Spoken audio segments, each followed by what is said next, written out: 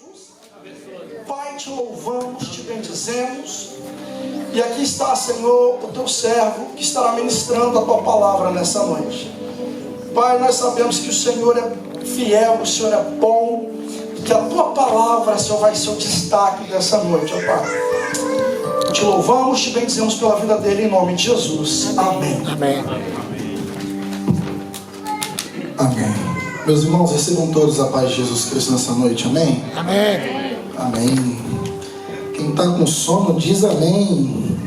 Amém. Pastor Israel, que Deus renove suas forças. Que Deus renove a aliança dele contigo todos os dias. E que nesse arado duro e de terra dura, o Senhor possa achar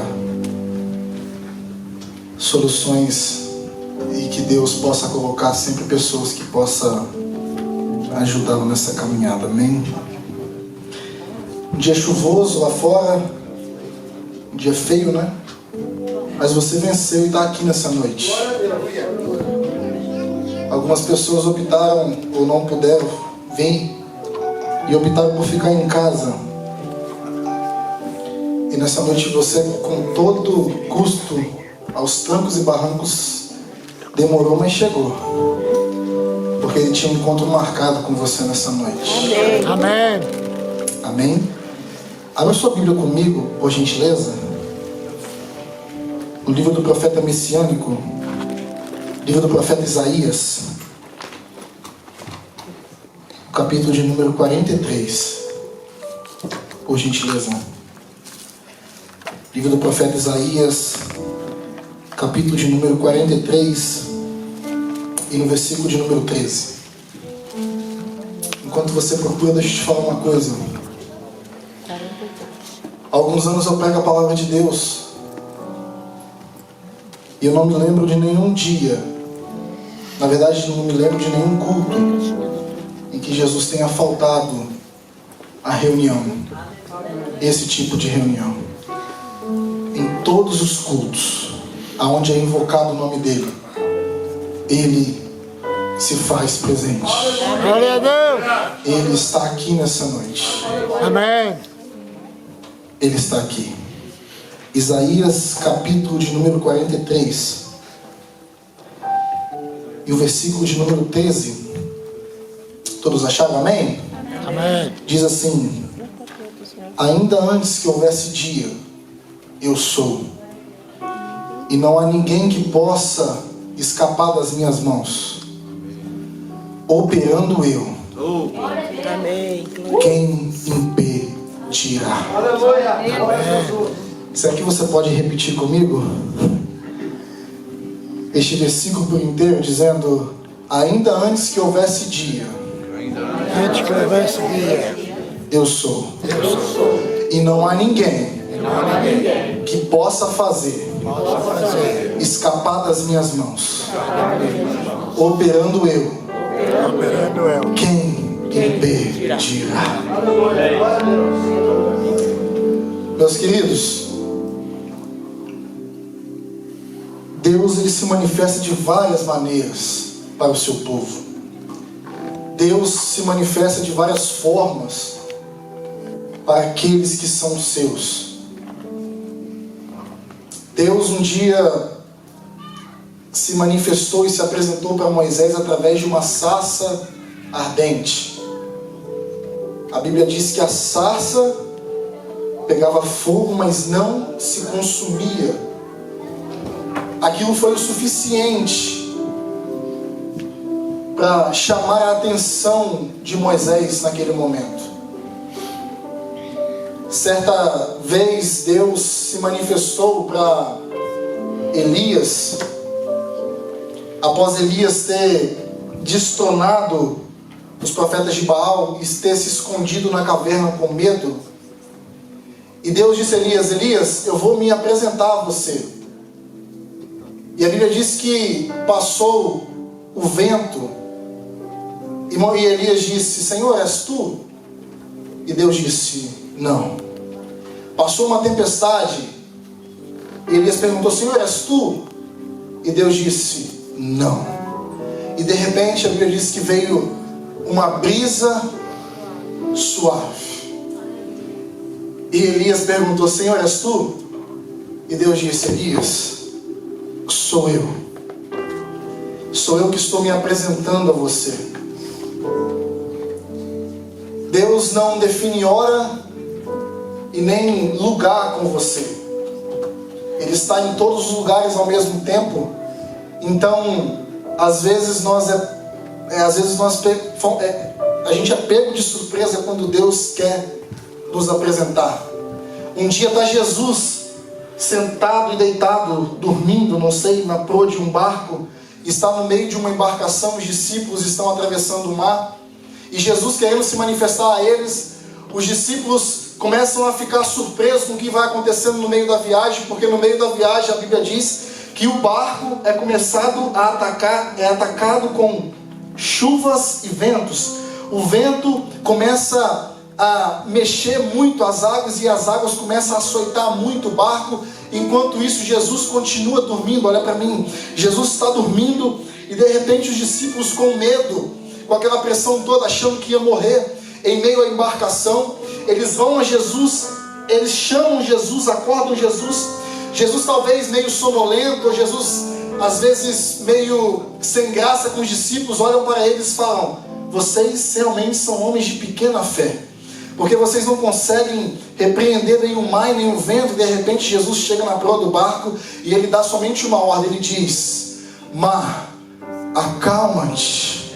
Ele diz: vento, aquieta-te. E os discípulos estão atrás de Jesus, estão olhando, estão assustados. E de repente um deles lança uma pergunta dizendo: mas quem é esse que até o vento e o mar lhe obedecem?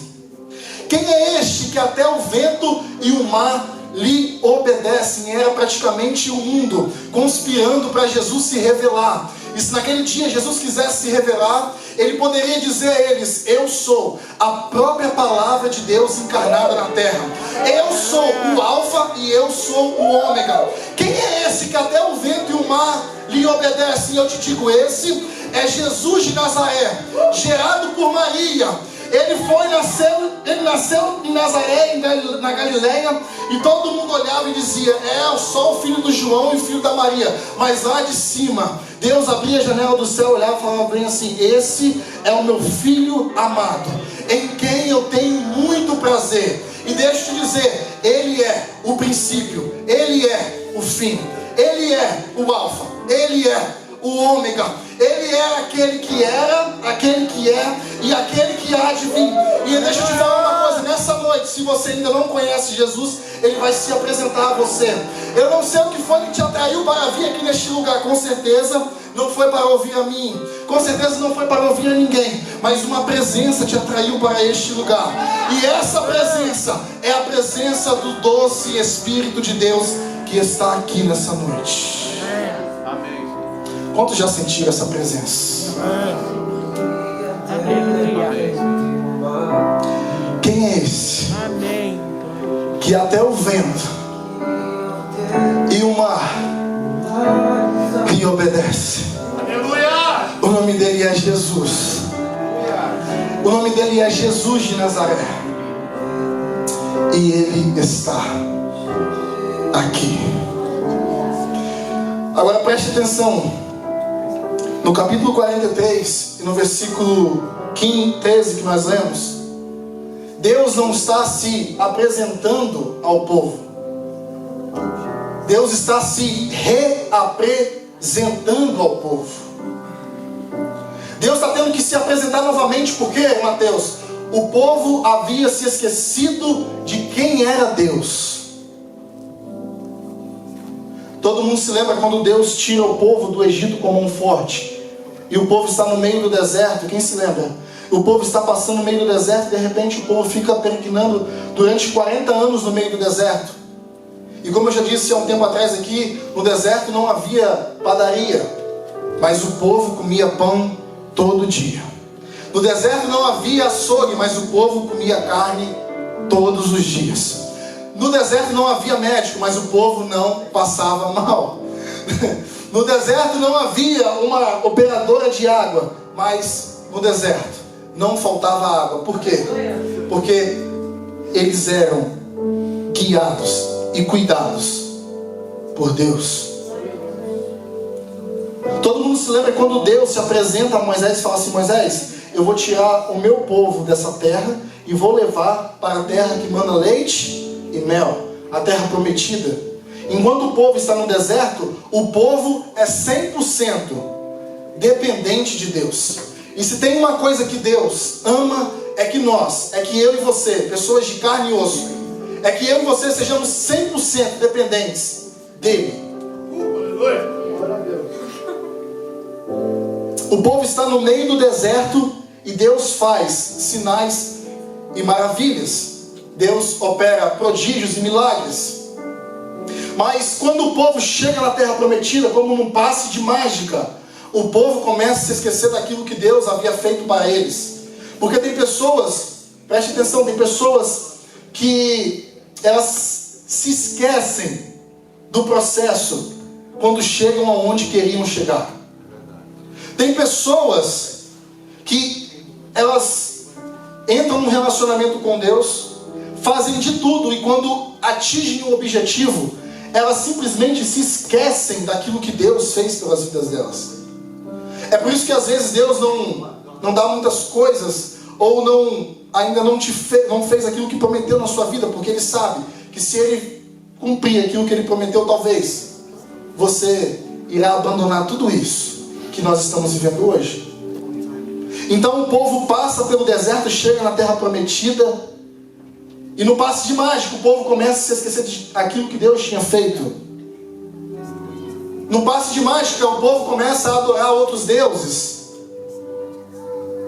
O povo que chegou no deserto começaram a adorar os deuses da Mesopotâmia antiga, começaram a adorar Astarote, começaram a adorar Baal, começaram a adorar Marduk, e eles se esqueceram do verdadeiro Deus de Israel. Eles chegaram a um ponto tão feio, tão crítico a situação, que os filhos dos filhos estavam se casando, pastor, com filhos dos inimigos. Quem conhece a história de Israel sabe que Israel tem vários inimigos: os filisteus, os cananeus, os heteus e tudo aquilo que é Eus. Eles têm esses inimigos. E de repente o povo começa a se esquecer de Deus e começam a se casar filhos de Israel com os filhos dos filisteus, filhos de Israel com os filhos dos amorreus. E isso começa a gerar um sincretismo tão grande em Israel que o povo começa a abandonar Deus. O povo definitivamente, quando Isaías escreve, esse momento é quando Isaías escreve este livro, o povo se esquece daquilo que Deus havia feito no passado. O povo entrou em um sincretismo. O povo olhava para o passado e dizia: mas lá no Egito a gente tinha alho e cebola. Lá no Egito a gente tinha onde morrer. E eles começam a adorar outros deuses. E se tem uma coisa que Deus não permite, é dividir a glória dele com alguém. Eu vou repetir: Deus não divide a adoração, a honra e a glória que pertence somente ao nome de Jesus com outros deuses. E o que Deus fazia, Mateus? Deus entregava o povo de Israel na mão dos inimigos. Começou uma história tão terrível para o povo de Israel, que o povo fazia o quê? O povo começou a se misturar com os pagãos, fazendo as coisas que os pagãos faziam. E Deus entregava o povo na mão dos inimigos. E quando o povo estava totalmente na mão dos inimigos, o povo começava a clamar. E como um pai não nega um clamor de um filho, ele atendia. O povo dizia: Senhor, livra-nos daqui. Deus levantava juízes. Quem já leu o livro de Juízes sabe daquilo que eu estou falando. Deus levanta vários juízes. Deus levanta Sansão, Deus levanta Jefité, Deus levanta Elias. Juízes que, enquanto o povo estava na mão do inimigo, os juízes se levantavam e faziam com que o povo saísse da mão do inimigo e voltassem a adorar a Deus. Só que todas as vezes que o povo voltava para Israel, todas as vezes que o povo saía do cativeiro, passavam-se os anos e o povo se esquecia daquilo que Deus havia feito. O negócio ficou tão feio, que quando Isaías começa a escrever o seu livro, presta atenção, quando Isaías começa a escrever o seu livro, no capítulo 1, ele diz: o boi conhece o seu dono, o jumento conhece sua manjedoura, mas o meu povo não me conhece, diz o Senhor. É como se Deus estivesse dizendo: o animal irracional conhece o seu dono, o jumento conhece o lugar onde ele nasceu, o lugar que é para ele ficar, mas o seu povo, o meu povo, não me conhece. Isaías, ele vai começando o livro, ele vai dizendo: ai dos que pecam, porque eles vão perecendo. Ele começa a sua sentença no seu livro dizendo: ai dos que pecam. E ele vai dizendo: ai dos que pecam, ai dos que cometem pecados e delitos. Ele vai dizendo no capítulo 3, ai daqueles que idolatram. Ele vai dizendo no capítulo 4, ai daqueles que fazem coisas impuras aos olhos do Senhor. Mas quando ele chega no capítulo 6, ele diz: ai de mim. Por que, Mateus? No capítulo 6, Deus se apresenta para Isaías. Como, Mateus? A história ele mesmo narra no capítulo 6. No ano em que morreu o rei Uzias, eu vi o Senhor assentado sobre um alto e sublime trono, e o seu manto enchia todo o templo. Serafins andavam sobre eles, e eles tinham 6 asas. Com 2 cobriam os pés, com 2 cobriam o rosto, e com 2 voavam, dizendo: Santo, Santo é o Senhor dos exércitos, e toda a terra está cheia da tua glória.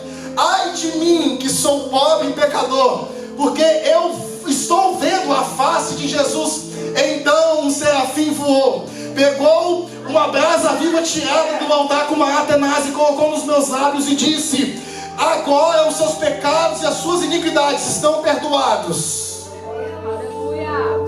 Era como se Deus estivesse dizendo para Isaías: Isaías, o seu ministério começa agora. Agora olha que coisa interessante. E quando Isaías diz: no ano que morreu o rei Uzias, o rei Uzias era tio de Isaías. Ou seja, Isaías não era qualquer pessoa.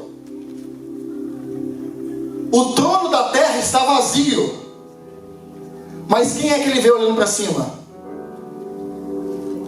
Vamos lá, gente, quem é que ele vê olhando para cima? O trono da terra está vazio, mas quando ele olha, ele diz: eis que eu estou vendo o Senhor assentado no alto e sublime trono. Fala para alguém que está do seu lado: o trono da terra pode estar vazio, mas o trono do céu está cheio. O trono da terra pode estar desgovernado, mas tem um que está lá em cima, que governa tudo. E Apocalipse diz que esse trono é grande. E Apocalipse diz que esse trono é branco. A Bíblia diz no Apocalipse que este trono, a base dele é justiça e juízo. Ele está assentado sobre um alto e sublime trono. Quando Isaías olha e ele vê aquilo que Deus havia chamado, o chamado que Deus havia na vida dele, ele podia muito bem ter recusado, sim ou não? Como fez Jeremias. Está lembrado quando Deus chega para Jeremias e fala assim: Jeremias, Jeremias, eis que eu te escolhi desde o ventre da sua mãe. Eu te escolhi desde o ventre da sua mãe. Aí Jeremias olha para Deus e fala assim: Senhor, mas eu sou pesado no falar, dando desculpa para Deus. Senhor, mas eu não consigo me expressar. Aí Deus fala assim: Jeremias, eu vou colocar as palavras dentro da sua boca. Tentarão contra ti, mas não prevalecerão contra ti. É como se Deus estivesse dizendo: Jeremias, a partir de hoje, quem garante daqui para frente sou eu. É a mesma coisa que Deus estava dizendo para Isaías. Isaías diz, ai de mim. Aí Deus fala bem assim, não. Ai daqueles, porque agora eu vou purificar os seus lábios. Ai daqueles, porque agora eu vou colocar as palavras dentro da sua boca. É como se Deus estivesse dizendo: quem garante a vitória sou eu. Todo mundo lembra de Moisés, quando Deus fala para Moisés: Moisés, você vai tirar o meu povo.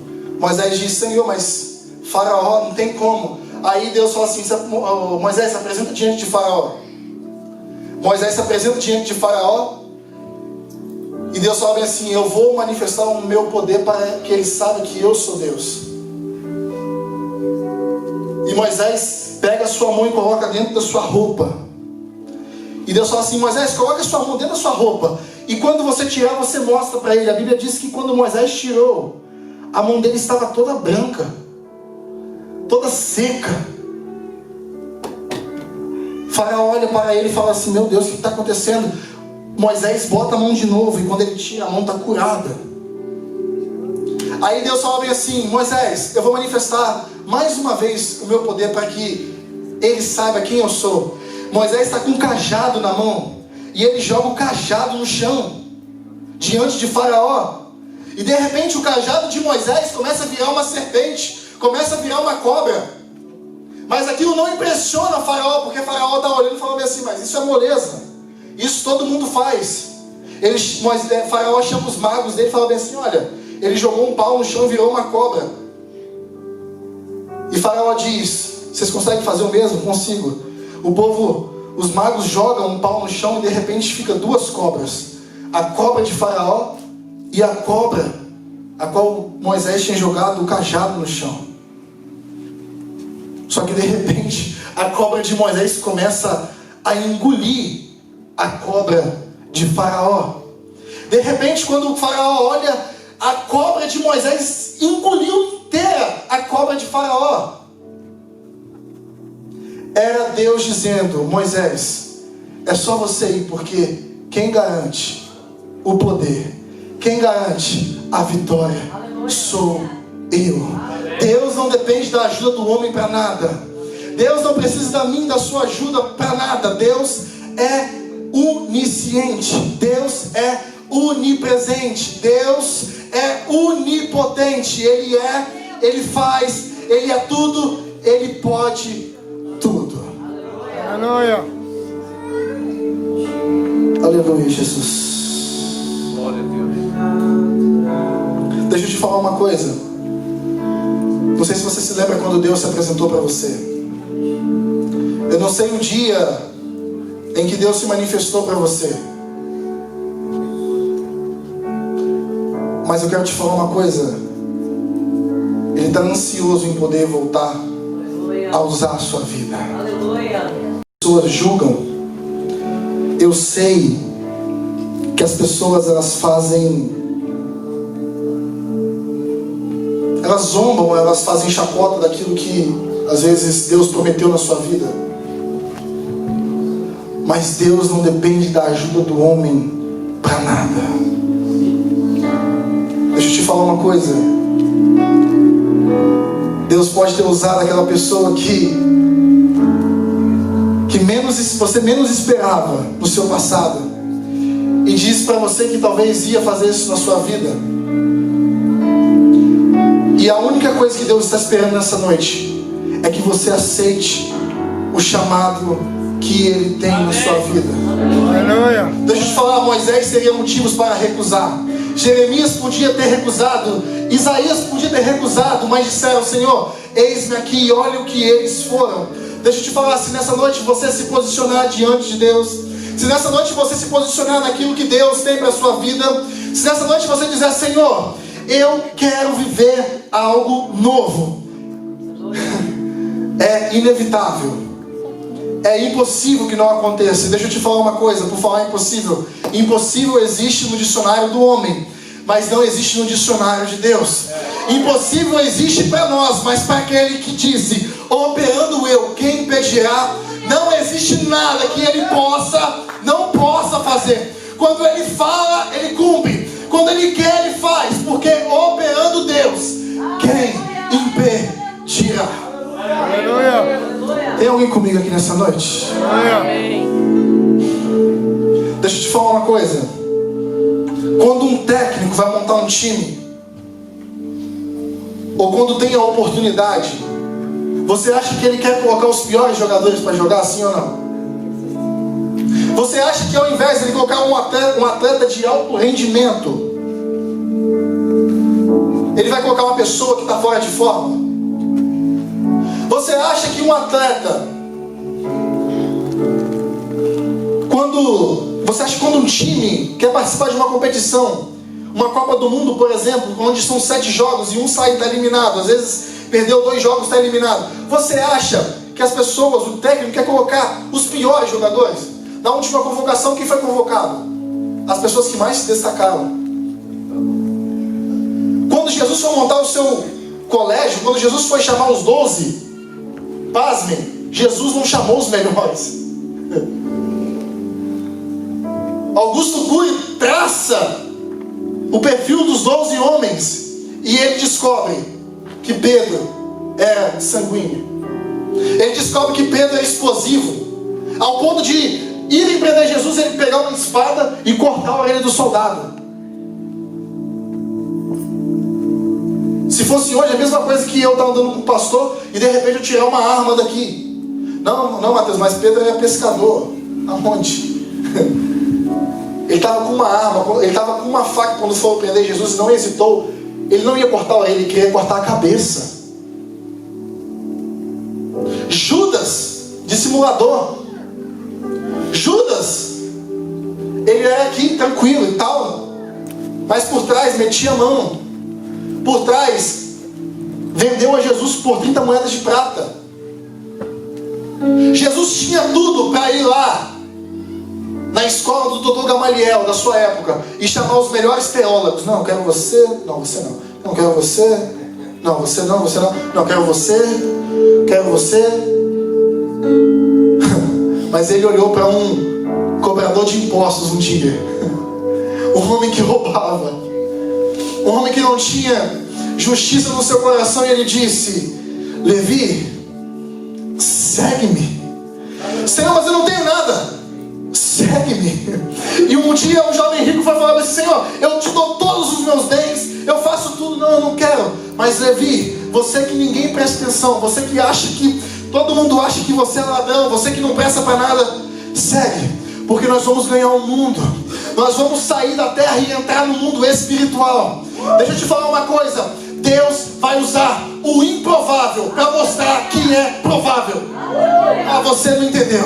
Você não glorificou porque você não entendeu. Deus vai usar aquilo que não presta para nada para poder mostrar para todo mundo que Ele pode fazer. E quando Ele quer fazer, ninguém pode impedir. Aleluia. Deus usou um estourado. Jesus chamou alguém que o roubava. João, o discípulo do amor, mas que tinha às vezes insegurança no seu coração no início do ministério.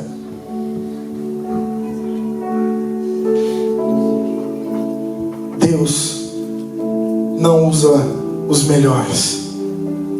Os melhores uma hora dessa estão em casa, assistindo Netflix e comendo pipoca. Mas só quem está desesperado por um milagre nessa noite veio aqui. Só quem está mesmo doidão da vida veio aqui nessa noite para poder dizer: Senhor, eu não saio daqui enquanto eu não ouvir a tua bênção. Já cantaram Cassiano, já cantaram Worship, já cantaram não sei quantos louvores hoje, mas nessa noite você veio aqui não para ouvir. Nessa noite você não veio pela letra da música, nem pela pregação, você veio porque Deus te chamou e Ele tem um encontro com você nessa noite. E deixa eu perguntar: quantos estão dispostos a aceitar o chamado de Deus nessa noite? Quantos estão dispostos a dizer: Senhor, eu não valho para nada mesmo, mas eis-me aqui. Senhor, falaram que eu não presto nem para poder catar coquinho, mas Senhor, eis-me aqui. Aleluia. Aleluia. Deus não usa super-homens. Deus usa homens e mulheres que reconhecem que são dependentes dele. Amém, Senhor. Talvez você deve estar olhando e falando, não, Mateus, mas tem um critério, né? Tem um critério, né, Mateus? Não pode ser assim jogado. Deixa eu te falar, meu querido. Então me prova. Porque tem um homem no meio de uma cruz e tem dois ladrões. Um deles olha e fala bem assim: se tu és o filho de Deus, desce-te a gente daqui. O outro olha e fala bem assim: nós merecemos hoje estar aqui, mas este homem não. E de repente ele fala bem assim: Senhor, lembra de mim quando entrares no teu reino. E Jesus olha para baixo com o seu olhar misericordioso, com o seu olhar de não de julgar aquilo que ele havia feito. E ele fala bem assim: eu te digo que ainda hoje estarás comigo no paraíso. Então me prova, porque o ladrão inaugura o paraíso. Deixa eu te falar, Deus não usa super-homens. Deus usa pessoas falhas. Deus usa pessoas que erram toda hora, mas que vai manifestar o reino dele aqui nessa terra. Cadê você que vai abrir a boca para exaltar o nome do Senhor nessa noite? Glória a Deus. Aleluia, Jesus. Ei, aleluia. Glória a Jesus.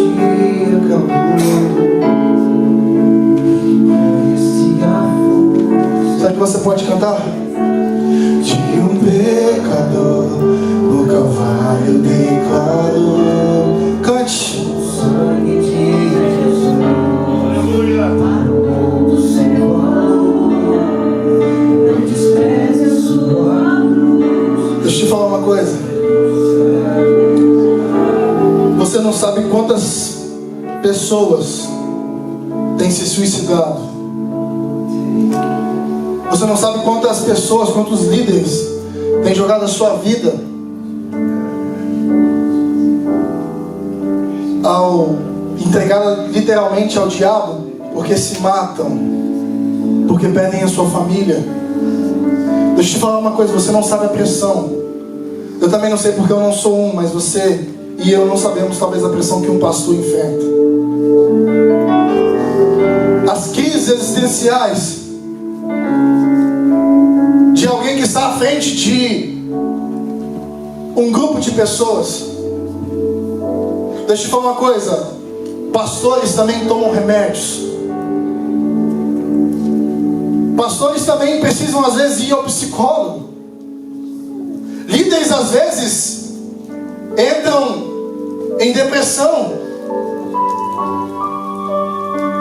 Pessoas às vezes que nós vemos aqui na frente cantando, pessoas que nós vemos aqui na frente às vezes pregando, quando chegam em casa às vezes se entregam e entregam a sua vida à tristeza, porque se sentem sozinhas, porque se sentem abandonadas. Às vezes nós esperamos que todo mundo ligue para nós. Às vezes nós esperamos que as pessoas venham nos procurar, mas às vezes nós precisamos pegar o telefone e dizer: meu amigo, como é que você está? Dizer: meu líder, eu sei que você está enfrentando uma barra, mas deixa eu te falar, pode contar comigo. Pessoas que aceitaram o chamado. Então deixa eu te falar uma coisa, não se omita do seu chamado. Eu sei que a caminhada é longa e é desgastante, mas deixa eu te falar uma coisa que talvez vai empolgar o seu coração nessa noite. O céu que está nos esperando é logo ali. Essa dor e esse sofrimento tem dia e hora para acabar. E que dia e hora é esse, Mateus? É o dia em que o nosso Salvador virá para nos buscar. É o dia em que o apóstolo Paulo diz bem assim. O apóstolo Paulo diz bem assim: na verdade, nem todos morreremos. Você não entendeu? Não é na mentira, é na verdade. Na verdade, nem todos morreremos, mas antes seremos transformados no abrir e fechar de olhos ao som da última trombeta. Deixa eu te falar, tá doendo, tá dolorido, mas vai passar. As pessoas nos ferem, as pessoas nos magoam, mas deixa eu te falar uma coisa, vai passar. O céu que nos espera é logo ali. Deixa eu te falar, quando chegarmos lá, as ruas de ouro e o mar de cristal vai estar esperando por mim e por você. Deixa eu te falar, Deus dará para nós uma nova casa. E Ele disse algo muito interessante: Ele enxugará dos nossos olhos lágrima. Amém. Aleluia. Glória a Deus. Quando Deus usa o profeta Isaías 700 anos antes de Cristo,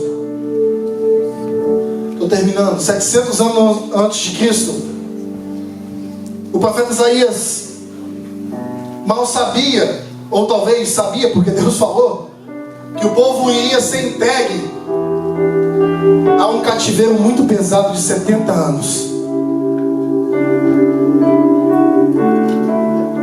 E o profeta Isaías, ele faz revelações acerca de Jesus, por exemplo, dizendo: um filho se nasceu, um filho nasceu e um menino se nos deu, e o seu nome será maravilhoso, Conselheiro, Deus forte, Pai da eternidade e Príncipe da paz. É Isaías que 700 anos antes enxerga Jesus, e antes de enxergar Jesus, ele enxerga João Batista. Ele diz aí, ó: eis aí a voz do que clama no deserto. É Isaías que profetiza o cativeiro babilônico, e ele escreve essa palavra dizendo: ainda antes que houvesse dia, eu sou, e não há ninguém que possa escapar das minhas mãos. Operando eu, quem impedirá? E no capítulo 43, no início do capítulo 43, ele diz: ouve agora, ó Israel, que te formou, ó Jacó, eu te chamei pelo teu nome, tu és meu. Quando passares pelas águas,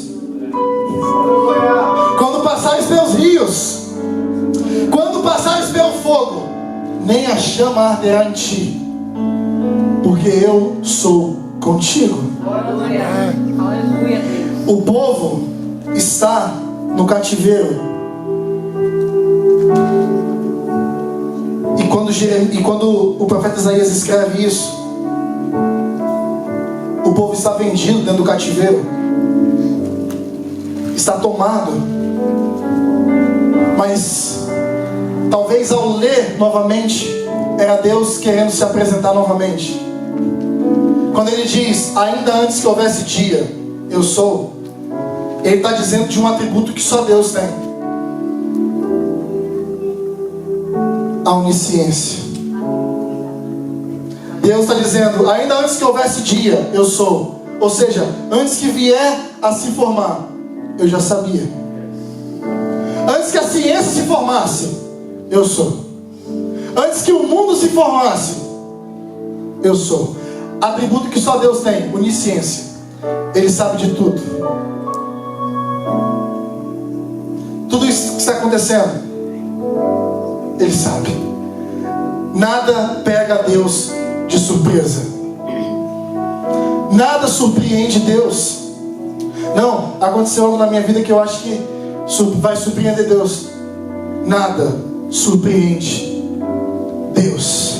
Ainda antes que eu me formasse, ainda antes que a palavra viesse à minha boca, tudo Ele sabe. Onisciente, só Deus é. Ainda antes que houvesse dia, eu sou, e não há ninguém que possa escapar das minhas mãos. Outro atributo de Deus: a onipresença. Ninguém pode escapar das mãos de um Deus onipresente. Ele está aqui agora, mas Ele também está assistindo as pessoas, as suas famílias que estão no Brasil neste exato momento. Você nem imagina, no mesmo tempo que o Espírito está rondando aqui, é o mesmo Espírito que está lá, visitando a sua mãe, visitando o seu pai, visitando os seus irmãos. Você nem imagina, mas o mesmo Espírito que está aqui agora é o mesmo Espírito que sabe quando você chora dentro do quarto. É o mesmo Espírito que sabe quando você mente. É o mesmo Espírito que sabe quando você peca. É o mesmo Espírito que sabe quando você, mesmo longe de pessoas, entrega a sua vida para Jesus. Você não precisa estar aqui na frente falando como eu. Você não precisa estar aqui na frente, às vezes, cantando como os meninos.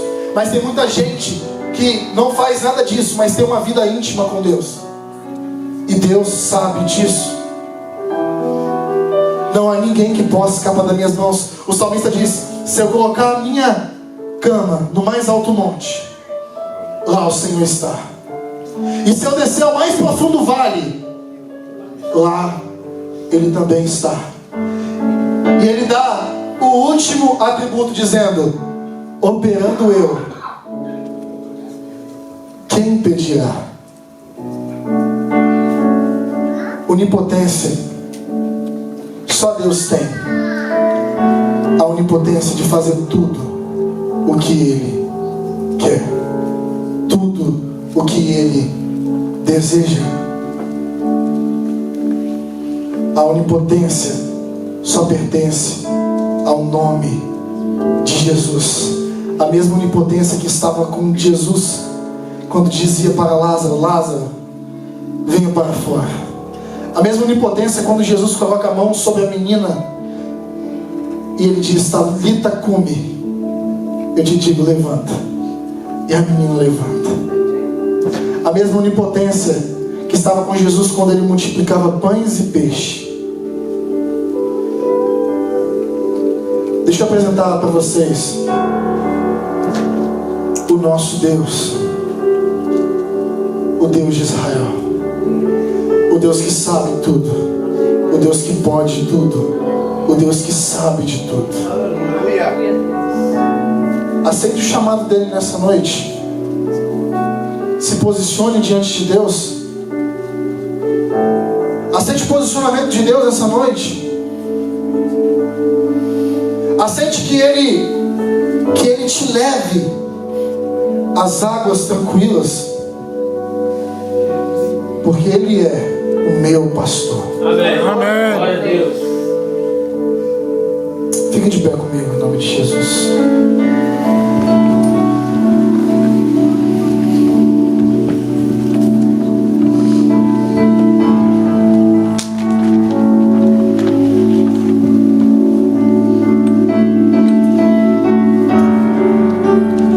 Feche seus olhos.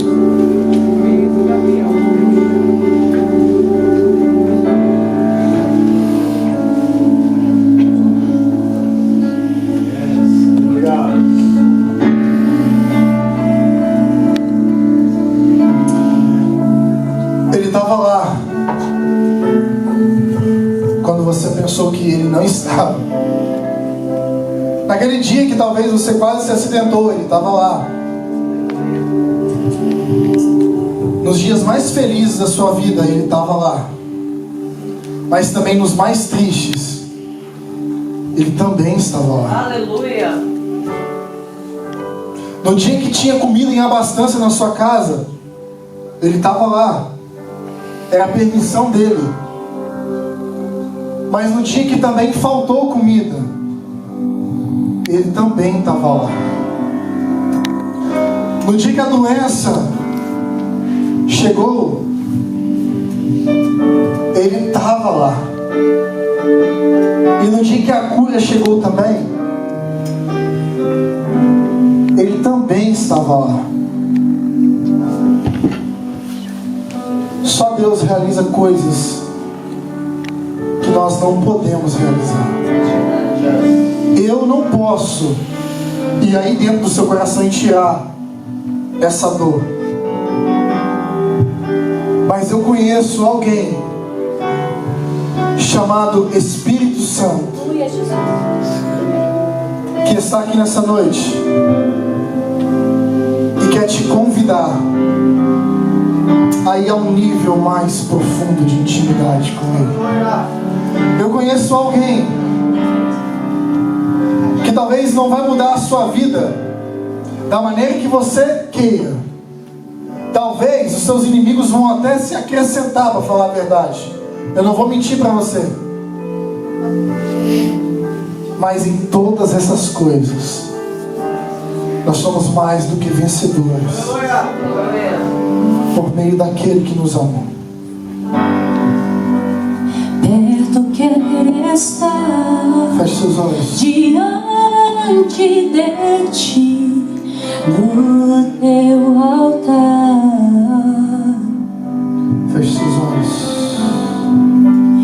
Pronto pra sentir e receber o teu poder.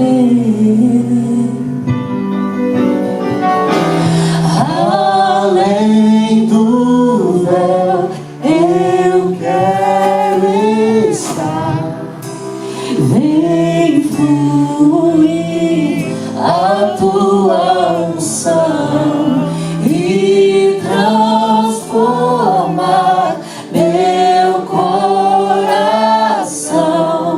Eu quero pronto estar para seguir e conquistar. Renova o sangue sobre mim para profetizar e pregar a libertação. O teu poder para curar as cadeias, quebrar com agito e prestação. Uma só palavra que Deus vai fazer a minha vida mudar. Mesmo eu vou triunfar. Hoje eu sinto só em te confiar. Se tu quiser me combater, não há nada que me faça temer. Não importa o que enfrentarei, qual som imbatível serei.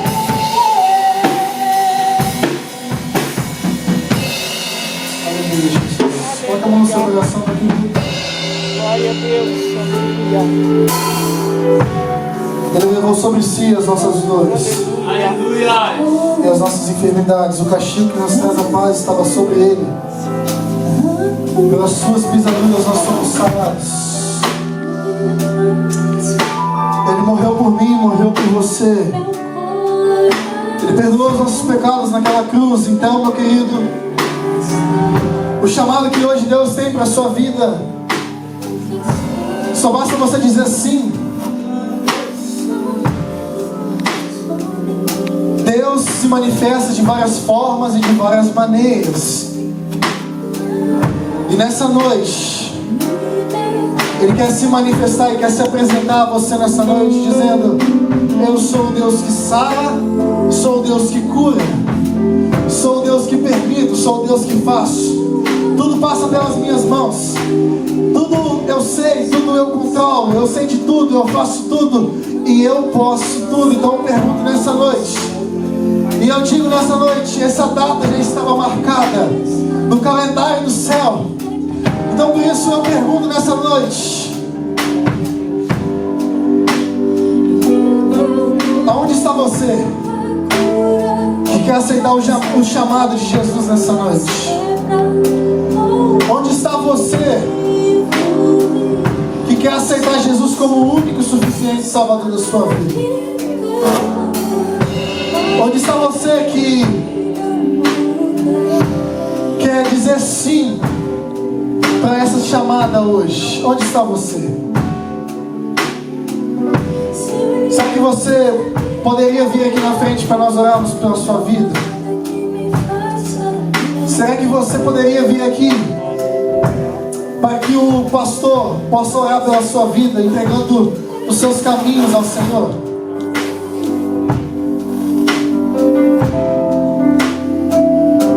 Onde está você que está cansado daquela vida sem direção e quer dizer hoje: Senhor, toma minha vida, direciona a minha vida, direciona os meus passos, direciona os meus caminhos. Pai, no nome de Jesus, Quero voltar. nós oramos ao Teu nome nessa noite. De tudo. E te agradecemos, Senhor, pela Tua palavra que foi ministrada nessa noite. Tu sondas e conheces o coração de cada um, Senhor. Meus conceitos e valores. Às vezes essa pessoa até quer, mas ela não tem força, Senhor.